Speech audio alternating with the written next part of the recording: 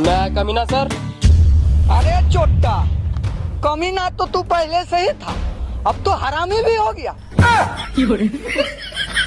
कहाँ था इतना तेज?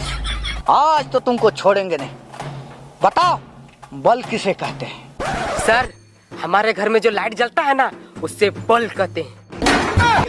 अरे चोट्टा, बल्ब नहीं, बल बल। अच्छा, बल्ब। रुकिए सर, आपको प्रैक्टिकल में दिखाते हैं। ए चंगड़ू, खड़ा हो जाता। ये देखिए सर, इसे कहते हैं बल। अच्छा, इसे बल कहते हैं। हाँ। बच्चों, अब मैं तुम्हें गति के बारे में बताऊंगा। बेटा, ये हाथ दिख रहा है? हाँ सर, दिख रहा है।